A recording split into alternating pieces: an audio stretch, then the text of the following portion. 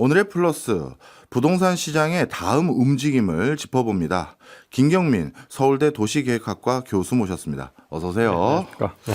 저도 부동산 관련 학과에 지금 재직하고 있다 보니까 자연스럽게 매년 이쯤 되면 기다리는 책이 있습니다. 꼼꼼히 보려고요. 바로 교수님이 매년 집필하시는 부동산 트렌드 책인데 이제는 2026이라고 해야 되나요? 네, 맞습니다. 예.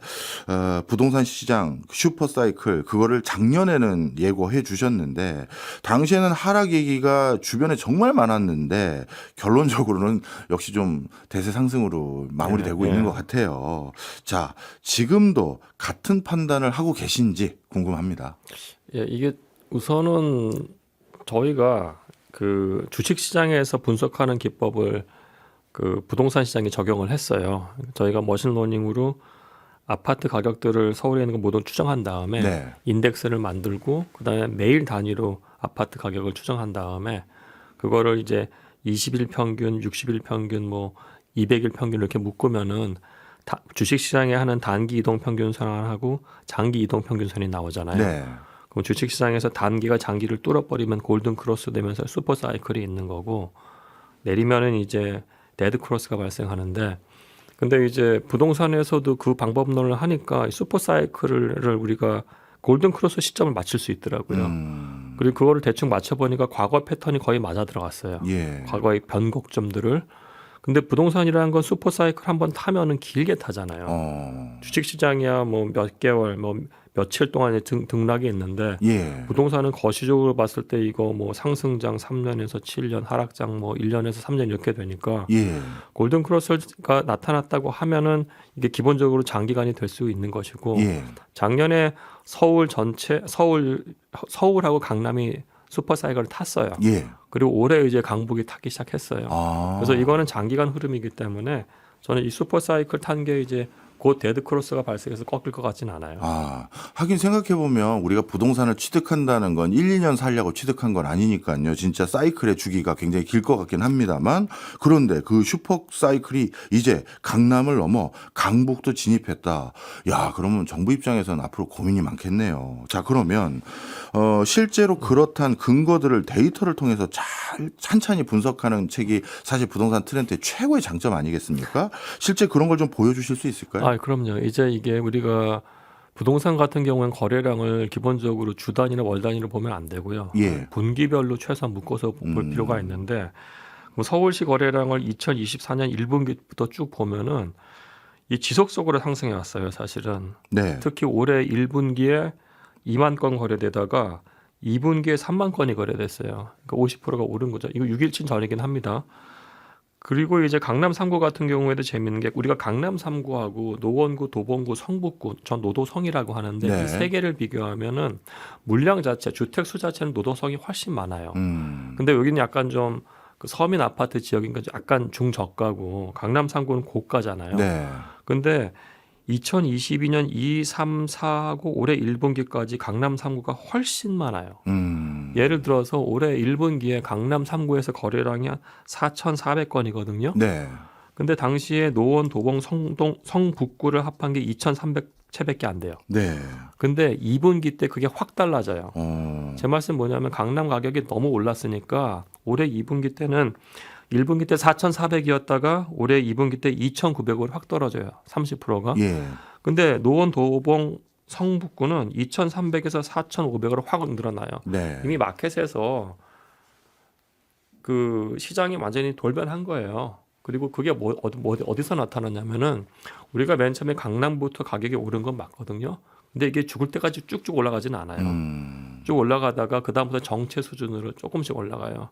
근데 장기간으로 봤을 때 강북이 약간 좀 시차를 조금 두고 늦게 상승하지만은 결국은 누적 상승률을 맞춰요. 그러니까 강남하고 강북하고의 가격의 격차는 있으나 장기간에 거쳐서 봤을 때 누적 상승률은 거의 동일해요. 그래서 강남이 폭등했다고 강남만 계속 폭등하는 게 아니고 강북이 늦게 발동이 걸린 것이라고 저는 판단해요.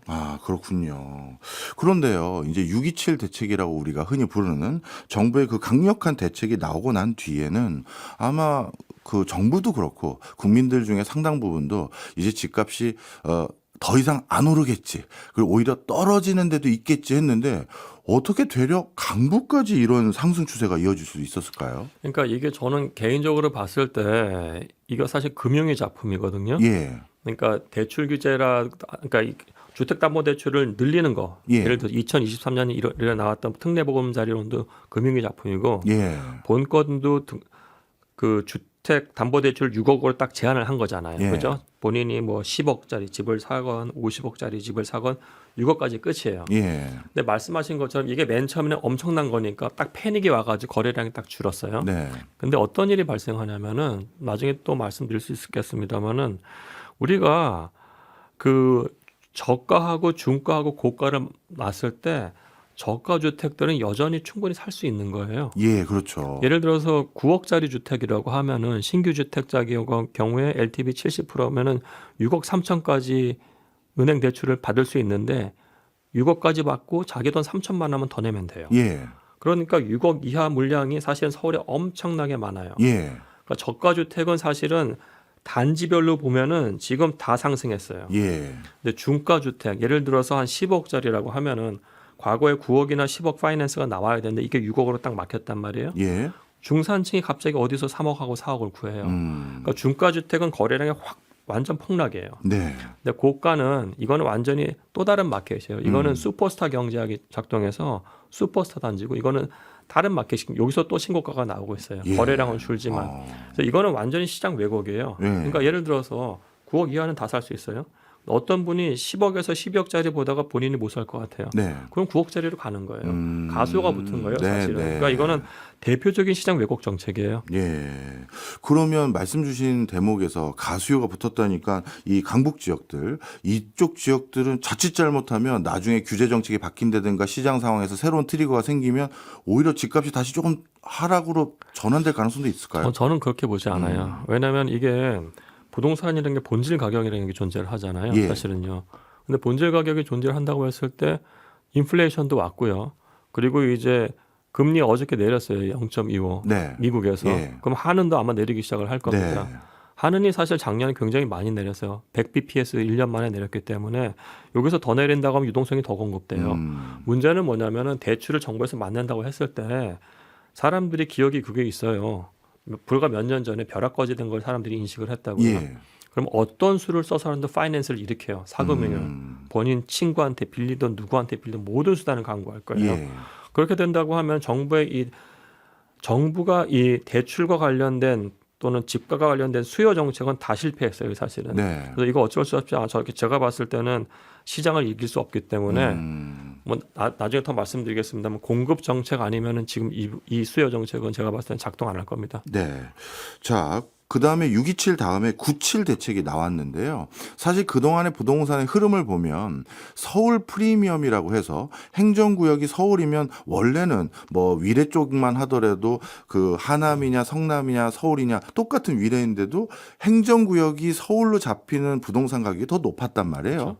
그래서 무조건 역시 행정구역이 서울 찍힌데 가야 된다. 이게 일반적인 인식임에도 불구하고 안타깝지만 강북에 있는 한 3구들은 서울 프리미엄을 온전히 누렸다라고 보기가 애매한 게 왜냐하면 새로운 3기 신도시나 다른 외곽 지역 수도권에 대규모 신설 아파트 단지를 지어주면 오히려 거기가 상승 모멘텀이 좋았지 노도강 쪽까지 훈풍이 분 적이 사실 생각보다 많지 않았던 것 같은 게 제 생각인데 97도 보니까 외곽에 3기나 뭐 이런 걸 더 지어준다는 거예요. 그러면 이 효과는 우리가 앞으로 어떻게 전망해야 될까요? 우선 두 가지인데요. 첫 번째는 지금 제가 봤을 때 97 정책에서 저는 절반의 성공이라고 보고요. 네. 왜냐하면은 거기서 공공 분양이라고 해서 LH가 토지를 정리한 다음에 민간 아파트 브랜드를 분양하게 하는 건데 사람들이 약간 곡해하더라고요. 예.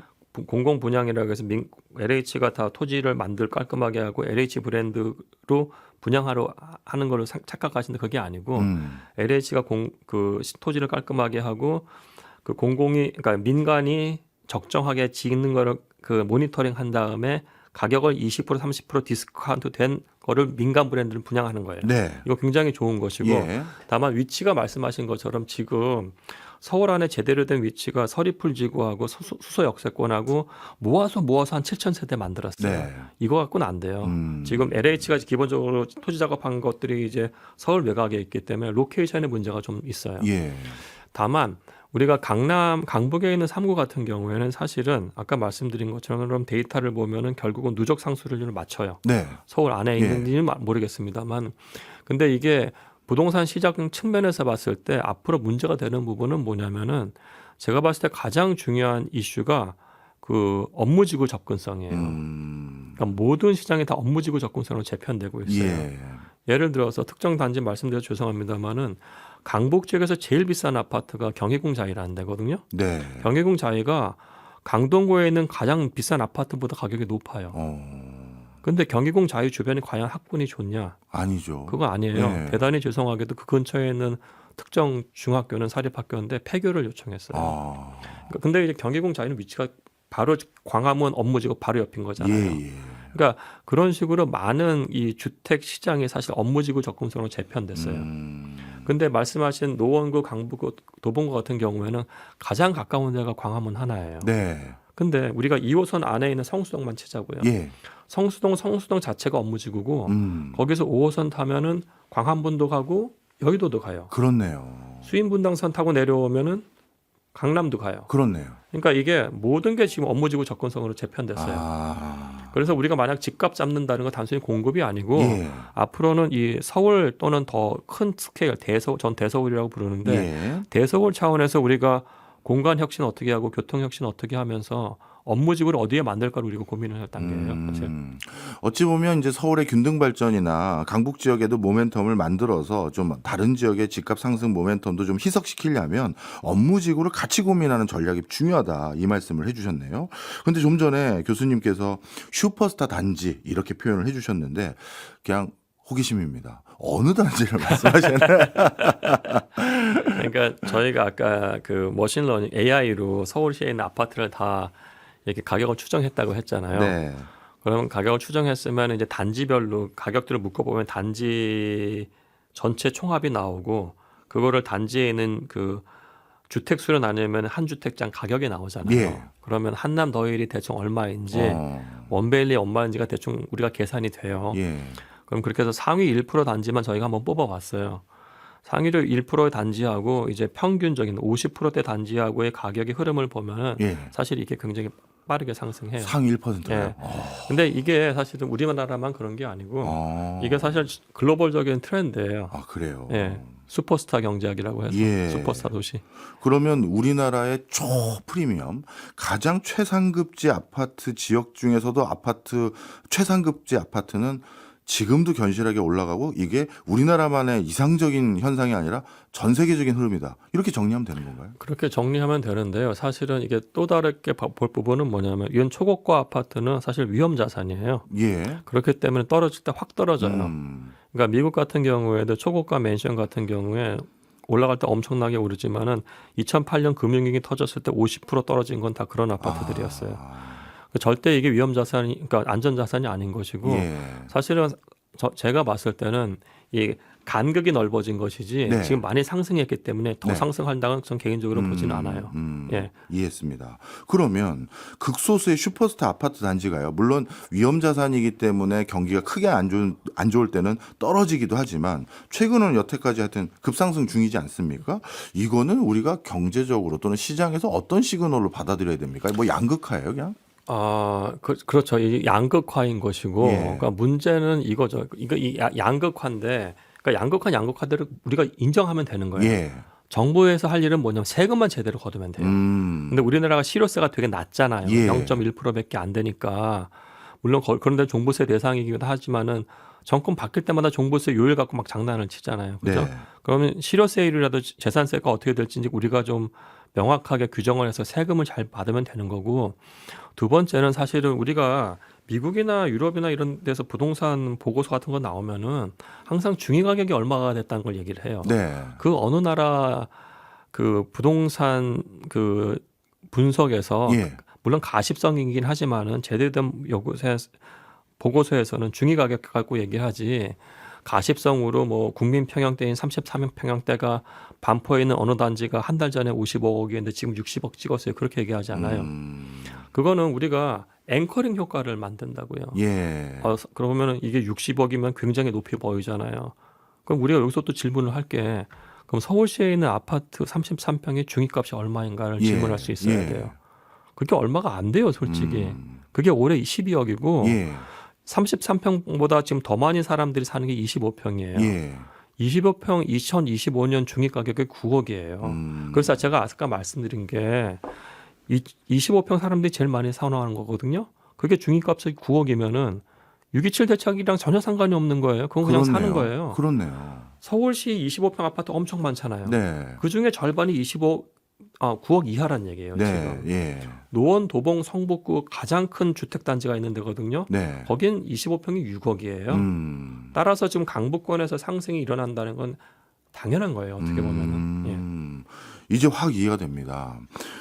어찌 보면 진짜 중위값이니까 절반은 그 가격에 미치니까 진짜 절반은 진짜 우리가 다 지금 대출 규제에서도 구매 가능한 것들이 구매 가능한 거네요. 예. 예. 자, 그런데 여태까지 많은 부동산 관련한 전망들 그리고 저서들을 보면 다 아파트에 초점이 맞춰져 있는데 이번 저서 저에게는 사실 미리 볼 수 있는 기회를 주셔서 저는 좀 봤는데 빌라가 있더라고요. 빌라 분석 저는 되게 흥미진진하게 봤는데 빌라를 따로 해야 할 만큼 빌라 시장이 이제 중요하고 별도로 흘러간다 이렇게 보신 거죠? 아, 그럼요. 그러니까 많은 분들이 이제 서울시가 아파트의 도시라고 생각하시는데 네. 그게 약간 좀 왜곡이에요. 예.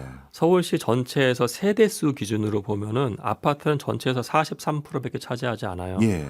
우리가 통칭으로 얘기하는 다세대 연립, 단독 다가구가 아파트 물량보다 많아요. 예. 그러면은 근데 이제 이걸 우리가 통칭해서 빌라라고 본다고 했을 때 빌라는 아파트보다 여류재잖아요, 솔직히. 예. 그럼 보다 많은 서민들이 사는 곳이고 그렇죠. 이 부분에 대한 우리가 리서치가 없다는 건 사실 어떻게 보면 약간 부끄러운 거라고 개인적으로 그렇네요. 생각해요. 그래서 이 부분에 대해서 저희가 좀 바라봤습니다. 예. 예.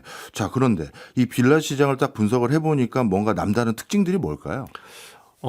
좀 재밌는 패턴들이 있는데요. 예. 이 빌라가 사실은 그냥 뭐 그 전세하고 매매를 봤을 때 이게 약간 동조해서 같이 움직이더라고요.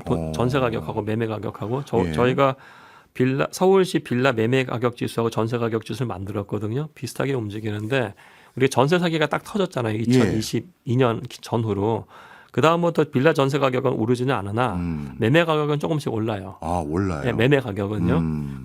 근데 이제 다만 우리가 또 빌라에서 거래 비중을 보면은 예. 매매가 차지하는 비중이 그렇게 크지 않아요, 예. 사실. 그리고 이제 전세 사기 때문에 매매는 더 줄어들었고요.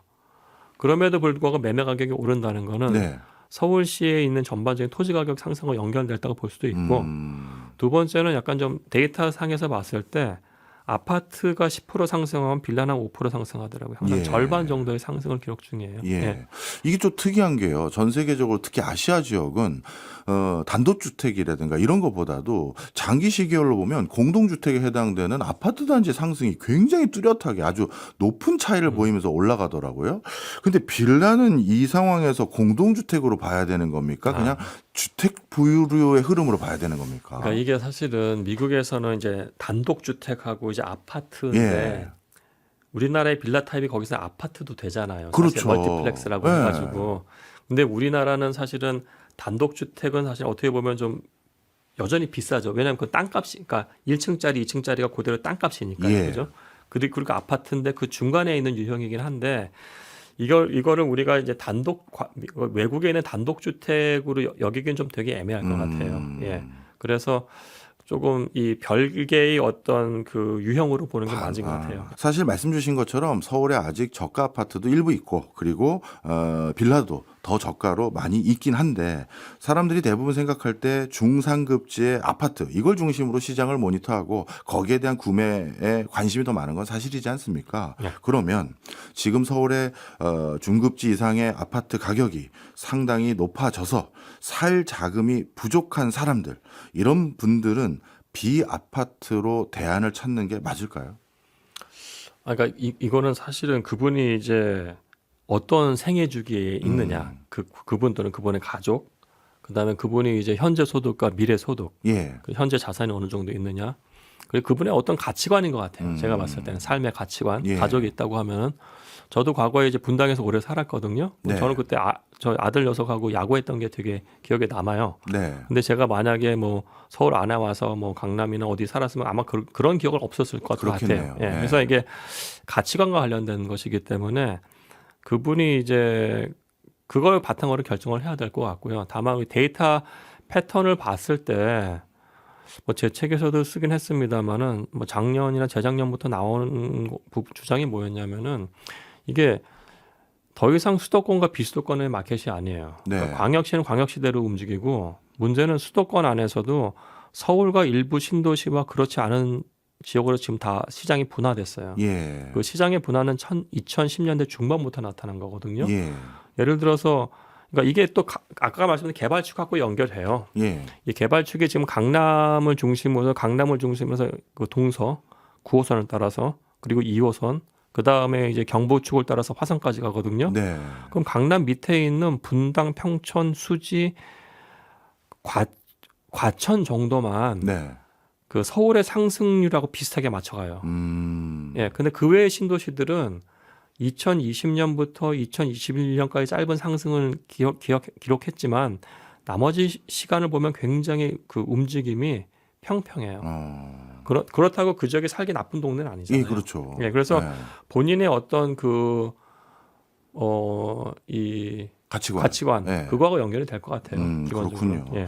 사실 이제 진짜 집을 사는 이유들이 다 저마다 다르기 때문에 꼭 어디가 조금 더 오를 것 같다 이것만 보고 사는 건 진짜 아니니까요. 요즘 이제 자세히 살펴보시면 점점 많은 분들이 학습을 하시기 때문에 아 서울에 그래 여기 살기 좋네 상승률은 어떻게 될지 모르겠지만 이런 데서 애들 키우고 살면 좋겠다 이런 데도 참 많아서 저는 교수님이 작년 저서에도 지역마다 분위기 다르고 어떤 흐름이 있는지 다 나눠서 설명해 주신 것들이 참 도움이 많이 됐거든요. 그래서 그냥 한결같이 우리가 시장을 전반적으로 전망하는 것만이 중요한 게 아니구나 생각을 좀 많이 갖게 됩니다. 자, 그럼에도 불구하고 서울의 아파트, 주택 공급 부족합니다는 줄기차게 얘기해 주셨잖아요.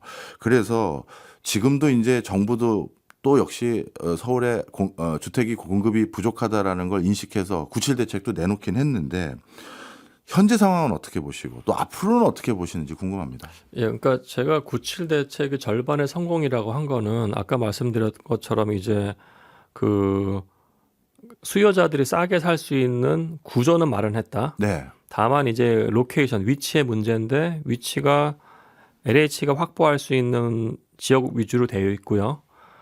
근데 이제 거기서 몇 가지 문제점 더 지적하면은 135만 원을 5년에 걸쳐서 매년 착공한다고 했잖아요. 예. 근데 저는 135만 원까지도 필요 없다고 봐요. 매년 10만 원씩만 나와도 돼요. 예. 10만 원씩만. 예. 그럼 충분하고요. 예. 그러니까 정부가 너무 지나치게 수치를 안심시키려고 과대해서 뽑지 않아도 돼요.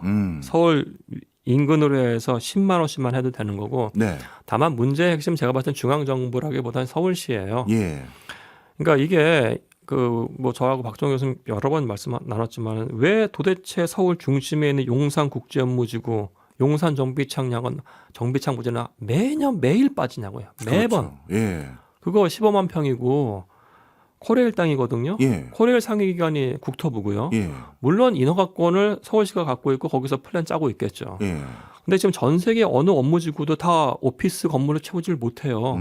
더군다나 지금 서울 2030년 전후로 세운 부지하고 그 서울역 북쪽에서도 어마어마한 물량이 나와요. 예. 그럼 오피스로 채울 수가 없어요, 지금. 그럼 거기서 3분의 1 10만 원이라도 지금 주택 아파트로 공급할 계획을 세우자고요. 그 국가 부지인데 거기서 뭘 못 하겠냐고요. 토지도 이미 확보된 거에다가 그런 거 안 나왔죠. 그러니까 제가 봤을 때는 지금 서울시하고 국토부가 커뮤니케이션이 제대로 되고 있는지를 모르겠어요. 그래서 지금 그러니까 이 공급량이 얼마나 심각하냐면은 제가 계속 말씀드렸습니다마는 내년은 그나마 조금 나아요. 예. 2027년, 2028년은 최초로 2만 채가 떨어져요. 만채 이하로 가요. 죄송합니다. 만채 네, 이하로 네. 가요. 내년이 네. 2만 채 이하로 떨어지고 예. 후년과 28년은 만채 이하로 가요. 예. 29년은 지금 발표를 못 하겠는데 한데 심각해요. 근데 그에 대해서 뭐냐면 아까 저희가 빌라 얘기했잖아요. 예. 빌라도 더 심각해요, 사실은요. 그러면은 빌라에 있는 분들이 당연히 전세값이 오를 것이고 예. 그러면 내가 이 전세에 빌라를 사러 또 아파트 전세 소유로 갈 거예요. 예. 아파트로 갔더니 아파트 물량은 또 없어요.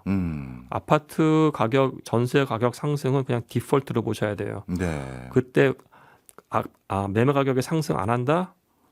있을 수 없는 일이에요. 그렇기 때문에 제가 말씀드리는 부분은 공급 물량 확보해가지고 거대한 분양 시장을 열라는 얘기입니다. 거대한 분양 시장을 빨리. 네. 말씀을 정리하자면 서울에 땅이 없는 거 아니다. 아주 핵심지도 충분히 개발할 여력들이 있는데 그 개발 계획을 오피스 중심으로 자꾸 계획하지 않았으면 좋겠다라는 말씀. 그리고 또 한 가지. 그리고 앞서 일부에서 슈퍼사이클 얘기하시면서 데이터를 기반으로도 이 슈퍼사이클이 예고되고 있는 상황인데 그런 정량적인 분석 못지않게 정성적으로 지금 여러 정황들을 분석했었을 때 서울의 공급 부족으로 인해서 지금 우려되는 부분이 여러 가지 많다. 말씀을 주셨습니다. 자, 그런데 진짜 이렇게 아파트 가격이 조금 더 상승할 우려가 물론 서울 지역을 말씀드리는 겁니다. 높아지면 결국에는 매입할 수 있는 실질적인 소득을 갖춘 사람들이 점점 줄어들어서 결국은 다시 뭐 집값 떨어지는 거 아니냐 이런 전망하시는 분들도 있는데 어떻게 생각하십니까? 근데 그 전망에 좀 저는 이제 소득과 관계없이 갈 거예요. 이게 어떤 문제냐면은 정확한 지적일 수 있는데요. 과거에 이 부동산 연구, 그러니까 글로벌 부동산 연구에서 본인이 주거비에 지출할 수 있는 적정 수준을 30%라고 봤어요. 예. 그러니까 1년에 1억 벌면 3천만 원이에요. 예. 근데 글로벌 도시에서 3천만 원 갖고 못 살아요. 그렇죠. 지금 40%까지를 적정으로 봐요. 4천만 원까지. 예. 우리가 그 상황에 오는 거예요, 지금. 그래서 제가 가격이 오르기 때문에 뭐 집값을 뭐 이게 중요한 게 아니고 서울대 교수가 그거에서 뭘 해요? 그렇죠. 예, 저 딴 거 하면 돈 더 잘 벌 수 있어요, 사실. 죄송한 말씀인데. 근데 이게 이런 상황이 오면은 가장 직접적으로 타격받는 게 중산층하고 서민이기 때문에 지금 공급 대책 빨리 하라는 게 벌써 2, 3년 됐고요. 제가 얘기한 게 이미 그거대로 가고 있어요, 지금. 예. 그러면은 빨리 분양 시장을 열어야 됩니다. 빨리 분양 시장을. 예. 지금까지 서울 지역만 쭉 여쭤봤는데 이제 경기도 한번 여쭤보려고 합니다. 요즘 뚜렷한 분위기가 경기도는 이 지역별로 움직임이 달라지는 것 같은 생각이 듭니다. 경기도 지역의 아파트 가격, 지역별로 어떤 흐름이 보여지고 있고 또 앞으로는 어떻게 전망하세요? 그러니까 그 서울, 인천, 경기 수도권이 2006년부터 2015년까지는 같이 움직였어요. 예. 그러니까 2008년 위기까지 같이 올라갔다가 위기 때 같이 떨어졌다가 금리 낮추면서 다시 올라갔다가 2010년부터 쭉 빠져요. 2013년까지. 예. 그러면서 인플레이션만큼 2015, 16년까지 올라갔는데 그 다음부터 이제 가격이 분화돼요. 서울 같은 경우에는 가격이 오릅니다만 네. 인천과 경기는 가격이 거의 안 올라요. 다만 그 경기도 안에서도 아까 말씀드린 것처럼 이 개발축이 네. 그 강남부터 이제 경북권 따라서 밑으로 내려가거든요. 예. 그럼 강남과 인접한 분당, 과천, 평촌, 수지는 비슷하게 올라갈 수 있는데 예. 나머지 지역들은 완전히 소외된 거예요, 지금. 그래서 이게 그 수도권을 어떻게 우리가 공간 혁신하고 교통 혁신하고 업무지구를 어떻게 만들까에 대한 고민이 지금부터 들어가야 돼요. 예. 과거에는 같은 흐름으로 쭉 올라가고 상승했었던 것이 최근 들어서 경기도에서 서울에 바짝 붙어 있고 강남에 바짝 붙어 있는 데와 그렇지 않은 지역으로 크게 분위기가 좀 달라진 게 뭐 인구가 슬슬 줄기 시작한 그 효과 때문인 건지 아니면 경기 때문인 건지 어떤 요인 때문에 이런 일이 생긴 거죠? 그러니까 재미있는 거는 분당도 인구가 줄고 있어요. 예. 분당도 한 피크 때 45만이었다가 지금 38만까지 줄었거든요. 예. 노령화되고. 예. 근데 정주 여건 괜찮고 분당 같은 경우가 정자동, 서현, 판교가 수도권 남부 지역에 강력한 업무지구 타운화가 돼버렸어요. 강력해요. 예. 그래서 우리가 강남역 가면은 광역버스가 강남역부터 다 뿌려지잖아요. 예. 분당도 광역버스가 주변 지역으로 다 뿌려져요. 네. 그러니까 우리가 이런 업무지구 타운화를 우리가 만들어야 돼요. 근데 그게 강북 지역이 없어요. 네. 강북 지역에. 네. 예, 우리가 그 플랜을 짜야 되는 것이고, 네. 하여튼 그게 되게 중요한 것 같아요. 저는. 네. 지금. 역시 가장 중요한 이런 경기도 지역에서의 아파트 가격의 시세 흐름의 모멘텀은 역시 업무지구 중심으로 해석하는 부분이 상당히 중요하다 이런 말씀이시네요. 자, 또 이제 집값 걱정하시는 분들의 입장에서는 이제 본격화될 것으로 우려되기 시작한 오늘부터입니다. 금리 인하 기조예요. 네. 연준도 어젯밤에 금리 인하했으니 하는 입장에서도 연준과의 금리 차이 걱정 덜해도 될 것이고 환율에 대한 부담도 덜해질 것이니 우리나라는 가뜩이나 경기도 안 좋은데 금리 인하 안 하고 뭐 하는 거냐 이런 목소리 많았는데 드디어 인하 가능성이 더 높아진 상황이거든요. 그러면 대출 여건의 변화가 생기는 겁니까? 생기죠. 기본적으로 생기겠죠. 예. 그러니까 예를 들어서 그러니까 뭐 이거죠. 그러니까 우리 첫 번째는 한국은행이 작년 7, 8월에 3.5 기준금리를 네. 지금까지 2.5로 1년도 안 돼서 100bps를 낮췄어요. 예. 사실은 그 유동성이 굉장히 많이 증가했기 때문에 올 초에 강남 중심으로 했던 집값 폭등은 사실 그것과 연관이 돼 있다고 저는 개인적으로 생각을 해요. 예. 근데 지금 말씀하신 것처럼 경기가 안 좋잖아요. 네. 그러니까 인플레이션은 왔어요. 이게 예. 올 거고. 그럼에도 불구하고 경기에 대한 염려가 너무 커요. 근데 사실 이게 우리만 그런 게 아니고 유럽, 영국 다 마찬가지여서 거기도 다 내리고 있어요. 기준금리를. 그러니까 이게 거의 글로벌 패턴이 돼버렸기 때문에 연준이 내렸기 때문에 하늘도 쭉쭉쭉 내릴 것 같은 생각이 네. 들어요. 따라서 이 경우에는 사실은 부동산 관련된 이 담보대출이 사실은 기준금리, 국고채 금리하고 네. 거의 대출 금리가 연동이 돼 있기 때문에 예. 결국 같이 내려갈 가능성이 굉장히 큽니다. 예. 근데 일각에서는요, 주택 시장을 기준으로 예. 했었을 땐 어차피 한도 실링을 6억으로 막아놨으니 예전에 대출을 막 10억, 15억 받고 할 때는 이자율 살짝 변해도 실제 내가 매달 내는 이자 금액의 차이는 커지니까 그게 부동산 시장에 적지 않은 모멘텀, 흐름을 영향을 줄 수 있는 요소인데 지금 6억인데 이게 영향이 있겠느냐 이런 전망도 있어요. 아니죠. 예를 들어서 그거는 그러니까 이게 여전히 계속 앵커링이에요. 고소득자만 보는데 그렇지가 않습니다. 네네. 그러니까 전세 사기 피해자들 저희가 계속 한 2년 정도 연구하고 도와드리고 있는데 네. 젊은 친구들 1천만 원, 2천만 원 자기 못 받은 거 갖고 자살해요. 그럼요. 예. 아. 그러니까 서민들한테 1, 2천만 원은 굉장히 큰 돈입니다. 그걸 그렇게 해석하시면 안 될 것 같아요. 네. 예. 금리 인하 효과를 꼭 그 고소득층 기준으로 생각하면 안 되고 실질적으로 단돈 1,000만 원이 어마어마하게 큰 사람들의 생각을 했을 땐 충분히 변화의 모멘텀이 된다. 이런 말씀이시네요. 자, 그러면 이 금리 인하까지 이제 전부 다 고려했었을 때 이제 총정리를 한번 해보려고 합니다. 작년에도 사실 저는 심적 부담감이 있으셨을 거라고 생각하는데 모두들 하락을 예상했을 때 슈퍼사이클 온다고 얘기하셨잖아요. 네. 결국은 실제 많이 올라서 허탈한 전망 저한테도 그런 얘기 해주셨는데 이런 거는 맞춰도 기분 나쁘다라고 해주신 적도 있었는데 내년에는 한마디로 우리나라 부동산 시장 전망 어떻게 보십니까? 그러니까 서울 경우에는 강북 지역으로의 상승 도미노예요. 예. 그러니까 유기철 정책이 시장을 왜곡을 했고요. 예. 그에 대해서 인플레이션이 오고 있고 그다음에 인플레이션 안 쓰면 기준금리 올려야 되는데 기준금리 못 올리고 기준금리를 낮춰야 돼요. 예. 유동성이 더 많아지는 거죠. 예. 그러니까 그다음에 공급도 없고 예. 그러니까 모든 것들이 다 방향을 가리켜요. 아, 예. 그렇군요.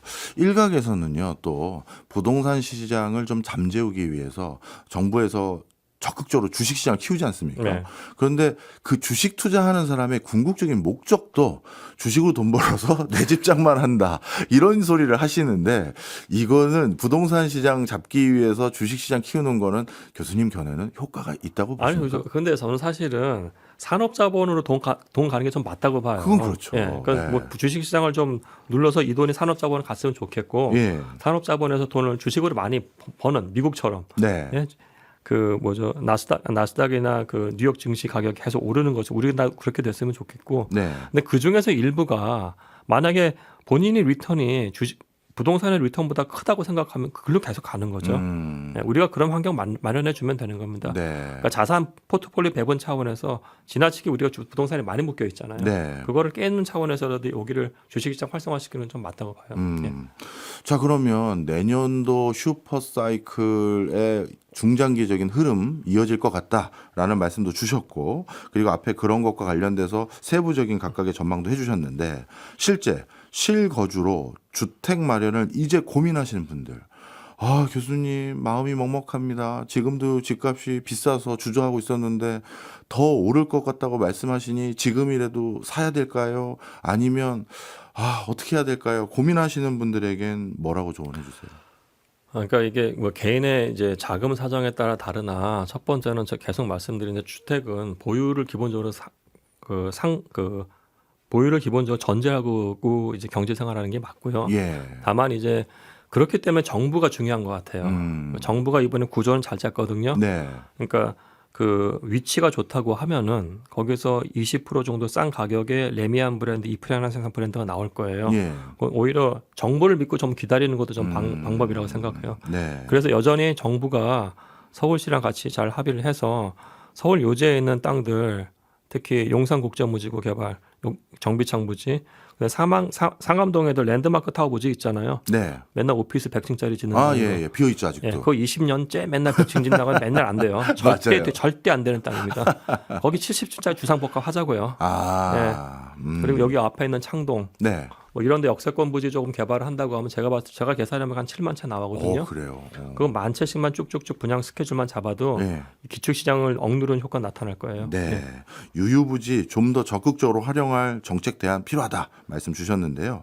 자, 저도 사실 부동산은 정책이 파랄이다. 뭐 정말 동의하는 문구고 저도 여러 곳인데서 많은 그런 얘기합니다. 그런데 솔직히 말씀드리면 매번 들어서는 정권마다 정책의 일관성이 있나 싶을 정도로 많은 의구심이 있습니다.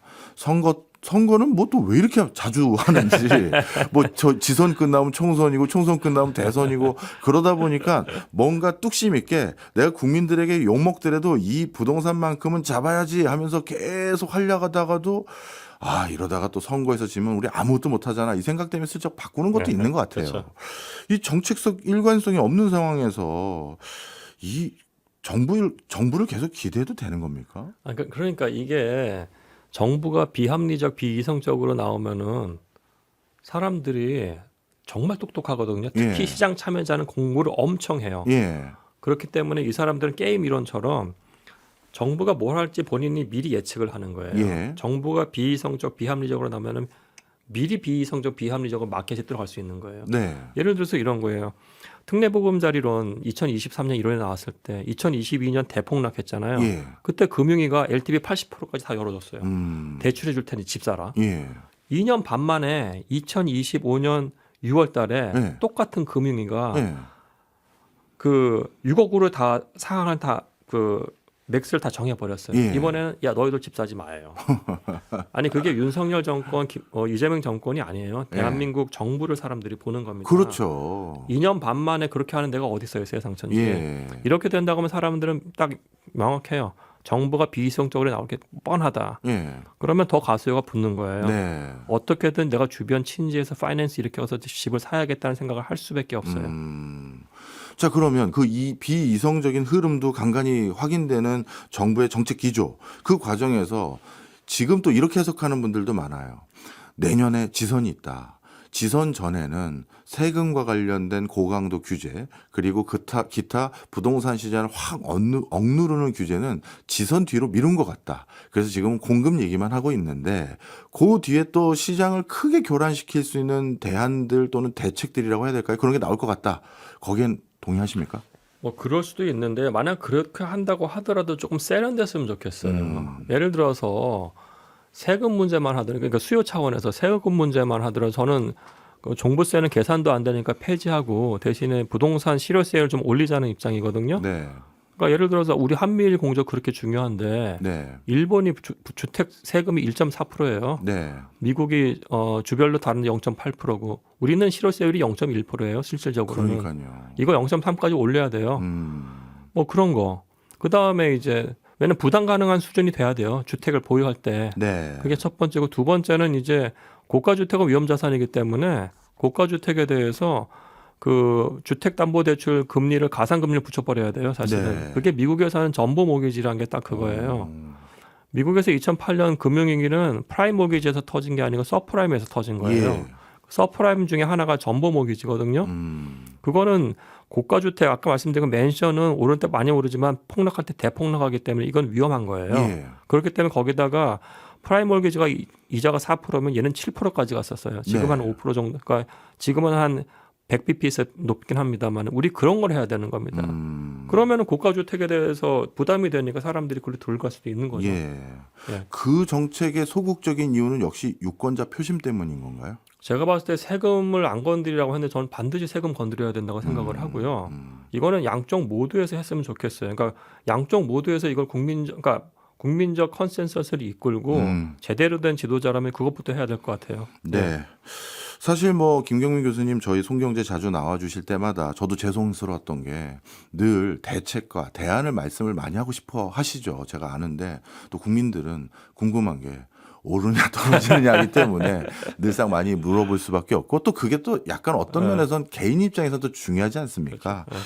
근데 마지막으로 오늘 방금 세금 얘기도 해주셨고 또 더 지어야 된다는 얘기도 해주셨는데 좀 한마디로 결국 부동산 시장에 뭐 폭락도 사실 좋은 건 아니니까요. 안정. 우리 노력하면 달성은 할 수 있는 거죠. 아, 그럼요. 그래서 그거를 달성을 했던 게 노태우 대통령하고 이명박 때예요, 사실은. 아, 예. 예. 그러니까 이렇게 가격의 상승기에는 수요 정책 안 먹혀요. 예. 어떻게든 파이낸스를 일으키기 때문에 노태우 대통령이 1988년 아파트 가격 100채 오를 때마다 그러니까 100%씩 올랐거든요. 네. 그때 정말 리더십 받고 그러니까 정말 짧은 시간에 분당 아파트 그러니까 일기 신도시 아파트를 공급을 했어요. 예. 근데 그게 사실은 기본적으로 분양 시장을 연 거예요. 1988년, 89년에 네, 거대하게. 네. 그리고 이제 우리가 2008년 위기를 빨리 극복을 했고요. 2010년 뉴스 보면은 강남 가격 막 오르려고 했었어요. 예. 근데 그때 나왔던 게 그 이명박 정권의 보금자리 주택이고 기억합니다. 그거 역시 그린벨트 깐 다음에 네. 거기다가 레미안 힐스테이트 브린도 얹혀가지고 20% 30% 싸게 사니까 분양 시장을 줄 쫙 쓴 거예요. 예. 지금 똑같은 거 지금 해야 돼요. 네. 근데 그게 로케이션이 강남이나 서울 안에 있어야 되는 것이고 근데 그게 서울 안에 로케이션이 지금 안 나온다는 거 네. 화날 수밖에 없어요. 사실 용산 정비창 부지 왜 안 나오냐고요. 이게. 네. 사실 과거의 사례만 보더라도 어느 정도 답을 우리가 다 유추할 수 있을 만큼 명명백백한 것 같습니다. 알겠습니다. 지금까지 김경민 서울대 도시계획학과 교수였습니다. 고맙습니다. 감사합니다.